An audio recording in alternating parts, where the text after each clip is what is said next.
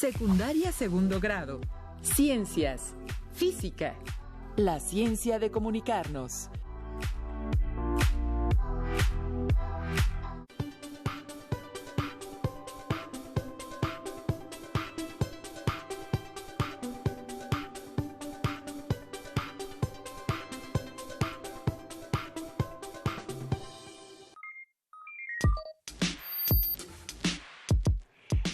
Alumnas y alumnos de segundo grado de secundaria.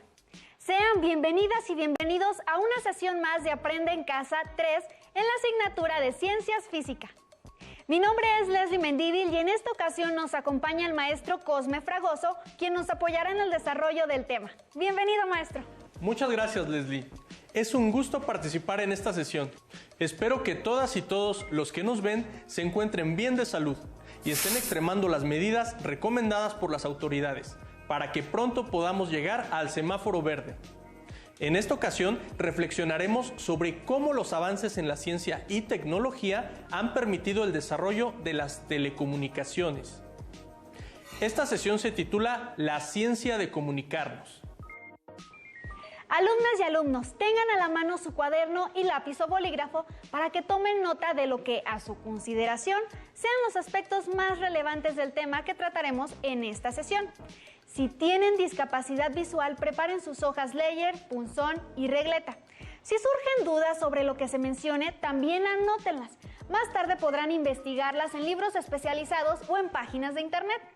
Recuerden contar con un espacio adecuado para poder aprender. Las telecomunicaciones se definen como la ciencia y la tecnología de la comunicación a distancia, usando la tecnología para enviar y recibir información, como discursos, música, imágenes y documentos a largas distancias.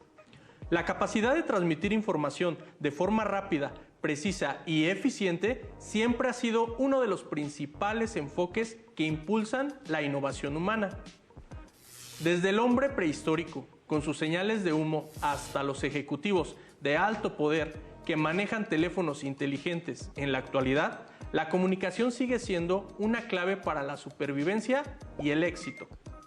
La historia de las telecomunicaciones ilustra este impulso interminable para el progreso, ya que es paralela al crecimiento humano y se vuelve más generalizado y eficiente a medida que se da el desarrollo de la civilización moderna.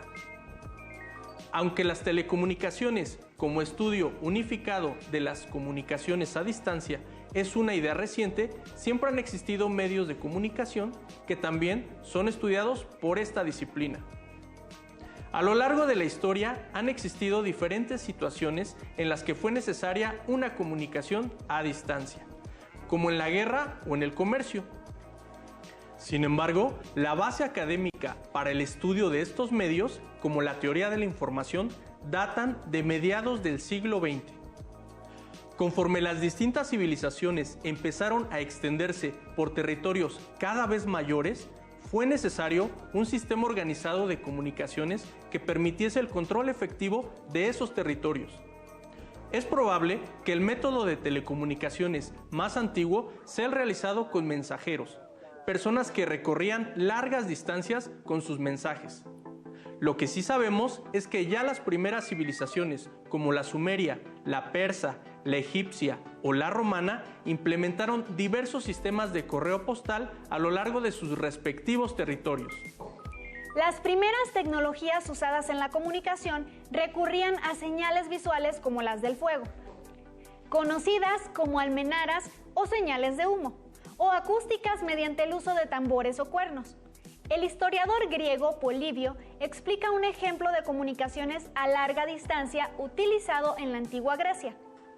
El telégrafo hidráulico, que según cuenta fue desarrollado por Eneas el Táctico en el siglo IV antes de nuestra era.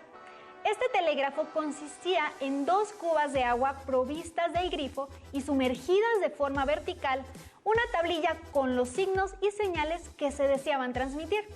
El emisor alertaba al receptor con antorchas, al momento en el que ambos debían abrir y cerrar el agua, de tal forma que el nivel del agua indicaba qué mensaje de la tablilla se deseaba transmitir.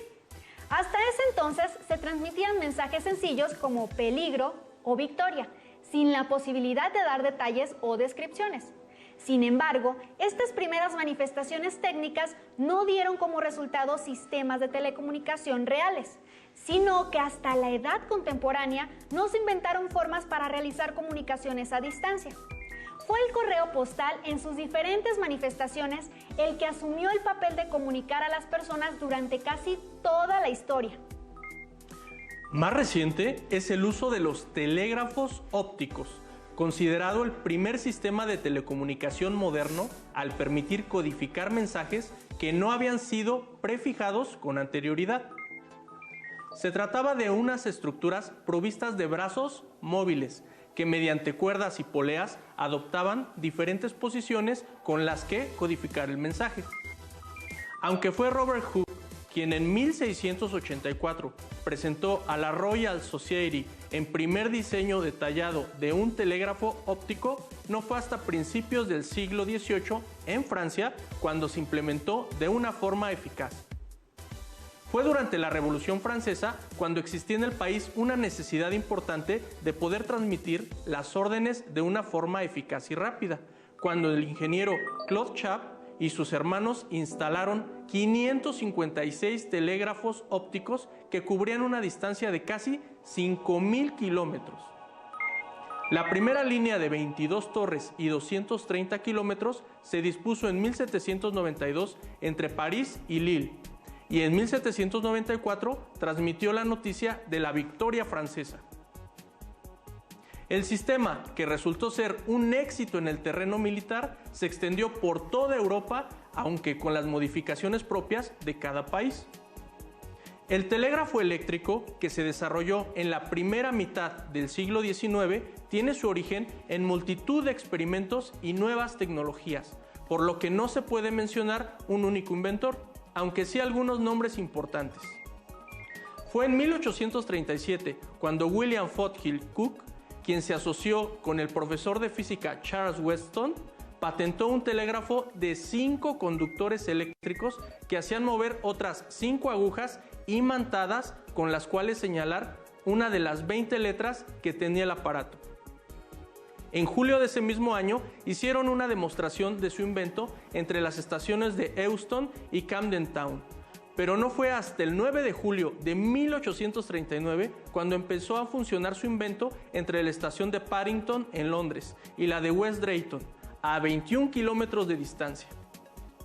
Finalmente, tras mejorar su invento, Cook y Weston fundaron la Electric Telegraph Company en 1846, precursora de la primera empresa de telecomunicaciones en Inglaterra. El invento se extendió a lo largo de Europa y se instalaron líneas en diversos países como Francia, Austria, Hungría y Bélgica, Italia, Suiza o Rusia.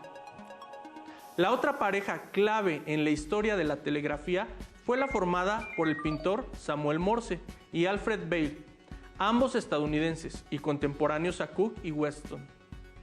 En 1843 consiguieron $30,000 estadounidenses para financiar la construcción de una línea telegráfica entre Washington y Baltimore, la cual se inauguró el 24 de mayo de 1844. Así se consolidó también el uso del telégrafo en Estados Unidos. Para 1866, la empresa que había unificado el mercado, la Western Union Telegraph Company, tenía más de 2,250 oficinas y 120,000 kilómetros de líneas, y se ofrecían servicios tanto personales como profesionales, como el servicio de noticias de Associated Press. Conforme el uso del telégrafo se iba consolidando, se le fueron añadiendo nuevas mejoras y funcionalidades. Cabe destacar el modelo de telégrafo que patentó David Edward Hughes en 1855, con el que se podían transmitir hasta 60 palabras por minuto en vez de las 25 palabras por minuto del sistema Morse. Se trataba de un sistema que, utilizando una rueda con las letras del alfabeto, imprimía directamente el mensaje transmitido en un lenguaje comprensible. Otro gran avance fue el que introdujo Emil Bodott en 1874, quien inventó un tipo de multiplexación por división de tiempo que permitía varias comunicaciones simultáneas usando la misma línea. O Thomas Edison, quien había trabajado desde los 15 años como telegrafista e inventó en 1874 un sistema de comunicaciones cuádruplex con el que podía enviar 4 telegramas simultáneos por el mismo hilo. El telégrafo se consagró como el medio de comunicación predilecto. En 1865, el total de líneas telegráficas de los miembros de la Unión Telegráfica Internacional era de 500,000 kilómetros y se enviaban a unos 30 millones de mensajes. Hacia 1913 había 7 millones de kilómetros de líneas y se transmitían 500 millones de telegramas. Solo algunos países de Europa como Inglaterra o España adoptaron mayoritariamente el sistema de Cook y de Winston, y en el resto del mundo se prefirió el sistema de Morse. El telégrafo se había consagrado como el medio de comunicación por antonomasia e influyó notablemente en otras tecnologías futuras hasta el punto de condicionar su denominación, telégrafo parlante, o mejoras en telegrafía, o telegrafía sin hilos. Uno de los inventos más exitosos del siglo XIX, que aún es muy usado en nuestros días, fue el teléfono. Este invento hizo posible comunicarse utilizando la voz, aunque en un principio no se apostó por su desarrollo, debido al éxito y el poder que ya tenía el telégrafo. Como en muchos otros casos, el invento y desarrollo del teléfono no se debe a una sola persona, y fueron varios los inventores que desarrollaron tecnologías relacionadas con la telefonía. De hecho, las primeras especulaciones sobre la posibilidad de transmitir la voz a distancia son anteriores a la invención del teléfono. Por ejemplo, Robert Hooke especuló sobre la transmisión de la voz a distancia, pero sus experimentos con cuerdas tirantes no tuvieron mucho éxito. No fue hasta el desarrollo de una tecnología específica cuando se puede hablar de los pioneros: Antonio Meucci, Philip Reis, Innocenzo Mancetti, Elisha Gray o Alexander Graham Bell. El comienzo de la telefonía estuvo marcado, de hecho, por numerosas batallas legales por la autoría de los primitivos teléfonos, por lo que es preferible recurrir al orden cronológico a la hora de enumerar los distintos avances técnicos o las patentes de estos. Así, en 1854, Antonio Meucci instaló en su domicilio un dispositivo que conectaba el dormitorio con el sótano para poder hablar con su esposa enferma, al que llamó teletrófono en italiano, y que supuestamente fue publicado en la prensa. Sea como sea, el primer artilugio al que se le llamó teléfono fue el presentado por Philip Reis en 1861. Quien usó una membrana de cuero para su dispositivo. El resultado fue un teléfono que permitía transmitir notas eléctricas y sonidos sencillos, pero en el que se hacía prácticamente imposible hablar. 2 años después, en 1864, Innocenzo Mancetti inventó su propio telégrafo parlante, que permitía transmitir la voz y fue publicado por los medios. Sin embargo, la primera patente de un sistema telefónico fue la que obtuvo el estadounidense Alexander Graham Bell en 1876, con la que obtuvo la explotación en exclusiva del invento hasta 1893 y logró llegar a monopolizar el mercado en los Estados Unidos. Otro inventor, él también estadounidense, Elisha Gray, presentó una solicitud de patente de un sistema telefónico el mismo día que Bell, pero llegó tarde por unas horas. Cabe destacar que Bell se vio envuelto hasta en 600 litigios por la autoría del teléfono, incluidos Meucci, Gray, Edison o la entonces todopoderosa Western Union. Pero ganó todos los juicios. La autoría del teléfono sigue siendo aún motivo de controversia y difiere según cada país. Sea como sea, la realidad es que el mercado no supo ver el potencial del invento, calificado de juguete, pues todas las necesidades de comunicación eran resueltas con el telégrafo, que además dejaba testimonio escrito de lo transmitido. El 10 de marzo, Bell recibió la patente y 3 días después pronunciaría a través de su teléfono la famosa frase: "Señor Watson, venga aquí, le necesito". Pero el contexto en la década de 1870 no era la más propicio para las grandes inversiones, debido fundamentalmente a la crisis económica de 1873 y a la consolidación del telégrafo. Se cuenta que a la propia Western Union se negó a comprar la patente del teléfono. La creación del teléfono en 1876 supuso un gran cambio, pero fue en 1920 cuando se estableció la primera llamada a larga distancia, lo que supuso el inicio de una nueva era de las telecomunicaciones, permitiendo a las personas comunicarse al momento sin importar la distancia, y que derivó en la automatización de las comunicaciones años después. En las primeras etapas de la ingeniería de radio se concibió un servicio de radiomóvil de mano.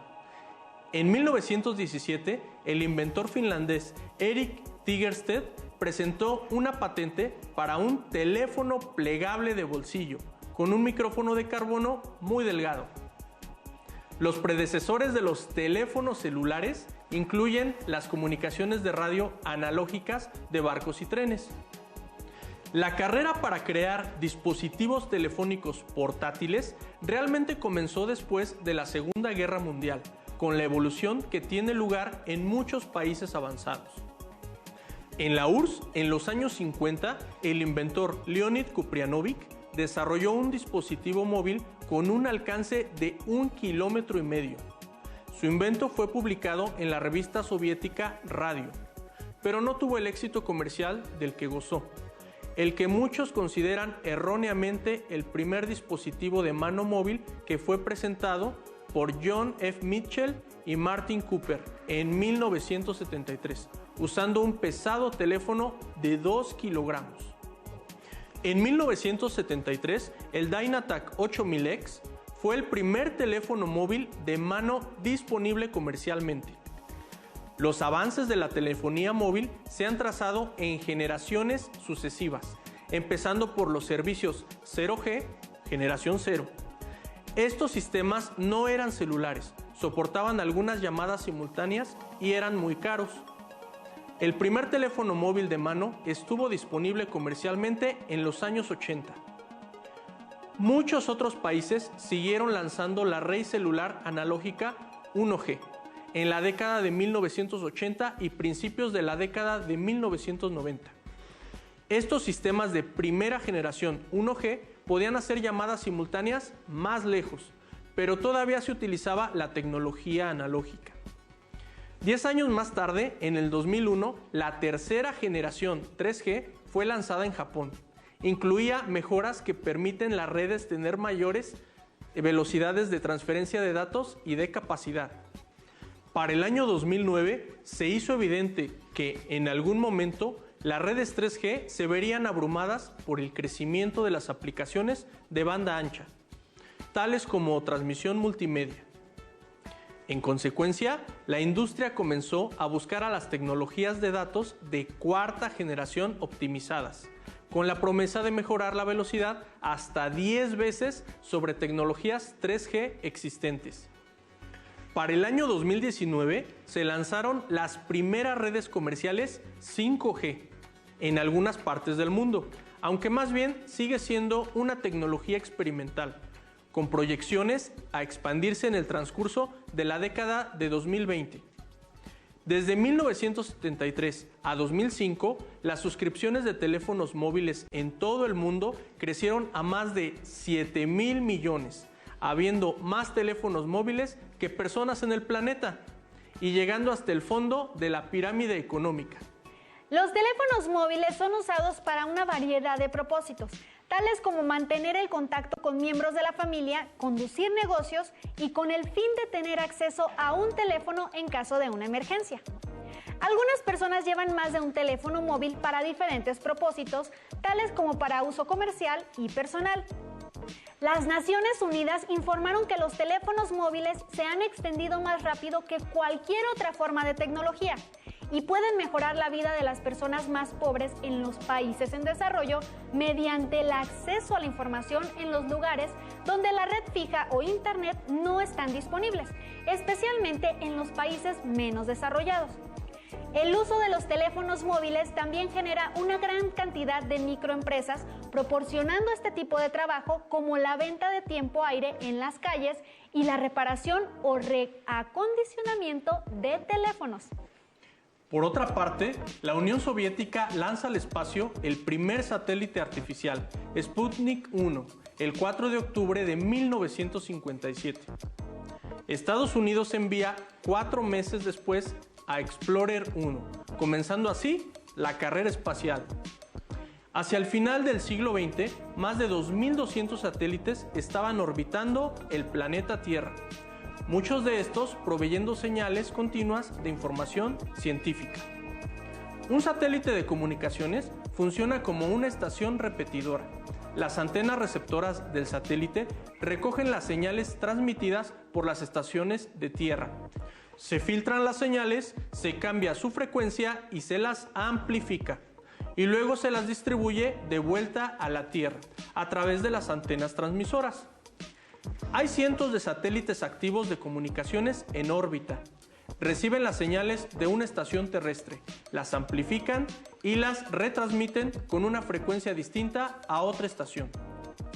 Cada banda de frecuencias utilizada de un ancho de 500 MHz se divide en canales repetidores de diferentes anchos de banda. Les invitamos a ver el siguiente video para conocer un poco más sobre cómo la tecnología satelital permite comunicarnos a lo largo y ancho del planeta. Ay, qué buen programa. Yo creo que le gustaría a Karen. ¿Por qué no le marco? Quiero encontrar a Karen. No suena, ¿qué pasa? No, no puede ser, sin señal otra vez. Es la tercera vez. ¿Qué estará pasando? ¿Sabes cómo llegan las señales de comunicación a los teléfonos móviles y a los televisores? ¿O cómo se conoce el pronóstico del tiempo? Gracias a los satélites es posible que la televisión, la radio, la telefonía y el internet se transmitan a nivel mundial, así como proporcionar señales para conocer la posición exacta de algún receptor por medio de los sistemas de geolocalización como el GPS. Los satélites artificiales son estaciones que permiten la recepción, amplificación y emisión de ondas de radio cortas. Estas ondas requieren de una estación terrestre para la emisión y recepción de señales electromagnéticas. Por ejemplo, un emisor envía una señal de radiofrecuencia al satélite y ésta recibe la señal y funge como repetidor, amplificándola y retransmitiéndola hacia los receptores con un rango de frecuencia diferente llamado enlace descendente. Los satélites cuentan con una fuente de energía compuesta por celdas solares y baterías para su almacenamiento. También cuentan con generadores de energía, como las pilas de combustible. Para su funcionamiento, el satélite requiere de diferentes computadoras que permiten el control y el monitoreo de los sistemas y equipos. Cada satélite tiene un sistema de control compuesto por un giroscopio para medir su inclinación, acelerómetros para medir su aceleración, un sistema estabilizador de ruedas de reacción para describir su rotación y un conjunto de sensores para determinar su posición con la guía de las estrellas. ¿Sabes cómo funcionan los satélites en el espacio? Los científicos buscan que los satélites se muevan siempre sobre una misma órbita, para que las antenas receptoras de la Tierra no tengan que moverse para encontrarlos. Esto se logra programando el satélite para que se mueva en una órbita geoestacionaria u órbita geo. Por eso se llaman geoestacionarios. Una órbita geo debe estar a 35.786 kilómetros por encima del ecuador y en dirección de la rotación de la Tierra. Es decir, un día completo, a una velocidad de 3.07 kilómetros por segundo. Esta velocidad debe ser constante, porque si fuera menor, el satélite caería en la Tierra y si fuera mayor, saldría de la órbita y se perdería en el espacio. ¿Cómo hacen los científicos para que estos satélites se mantengan en el espacio sin perderse? Para construir un satélite geoestacionario se necesita de la participación e interacción de especialistas de diferentes áreas. En el diseño intervienen ingenieros en electrónica, informática, sistemas y robótica, quienes combinan la computación, ingeniería, electrónica e ingeniería de software para crear sistemas inteligentes que recopilan información de manera automática y que, además, monitorean e interpretan datos de las misiones especiales. Por otra parte, matemáticos y físicos trabajan para colocar los satélites, lo cual consta de varias etapas. Primera, se requiere un cohete transportador que lleve el satélite a la órbita geo. Segunda, los matemáticos y físicos calculan la velocidad de dicho cohete para colocarlo en la órbita circular de baja altura, a 300 kilómetros sobre la superficie terrestre. Tercera, los ingenieros toman en cuenta la fuerza gravitatoria y la fuerza centrípeta para que el satélite mantenga su órbita alrededor de la Tierra. Cuarta, la fuerza centrípeta proporciona la aceleración normal que modifica la dirección de la velocidad y obliga a los satélites a seguir la supuesta trayectoria circular. Quinta, el satélite se mueve en ángulo recto con la fuerza de gravitación que actúa sobre él. No hay cambio de rapidez, solo hay cambio de dirección. Sexta, el cohete que transporta el satélite cruza la atmósfera a través de todas sus capas. Séptima, al llegar a una altura de 193 kilómetros, el sistema de navegación despliega pequeños propulsores que rotan al vehículo a una posición horizontal. Octava, al llegar a los 700 kilómetros de altura, se suelta el satélite separándolo del cohete. Y novena, en un punto de esa órbita se encienden los motores, aumentando la velocidad del satélite para colocarlo en la órbita de transferencia. ¿Cuáles de los aparatos que utilizas requieren de los satélites para funcionar? Hola Iván, ¿qué pasó? ¿Cómo estás? Karen, ¿cómo estás? En poco tiempo, la tecnología que han desarrollado estos dispositivos ha hecho que poco a poco se haya abandonado el uso de sistemas analógicos para dar paso a componentes y tecnologías digitales. Con el desarrollo de los ordenadores y la demanda de una comunicación más rápida, comienza la era de la comunicación. La generalización del uso de computadoras y el uso de Internet desarrollan sistemas de comunicación entre usuarios, como los correos electrónicos y los servicios de mensajería instantánea. Para terminar, invitamos a todas y todos los que nos ven a reunirse con su familia para reflexionar sobre la evolución de los sistemas de comunicación. Subrayen las ideas principales de su libro de texto. Además, si desean profundizar en el tema o resolver dudas, revisen su libro de texto o recurran a fuentes de información confiable. Maestro Cosme, le agradecemos mucho su participación en esta sesión. Gracias. Y a todas y todos los que nos acompañaron, les invito a que sigan los contenidos de Aprende en Casa 3. ¡Hasta luego! Maestro, qué interesante. Si tienes dudas o necesitas ayuda, llama al Centro de Apoyo Pedagógico a Distancia. El número de teléfono para secundaria es el 55 36 01 71 23. Si requieres consultar los libros de texto en versión digital, recuerda que los puedes encontrar en la página conalitec.cep.gov.mx.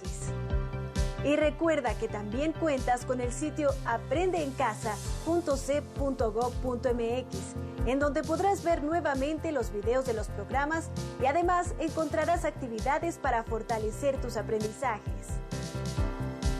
También te invitamos a que consultes la plataforma nuevaescuelamexicana.cep.gov.mx.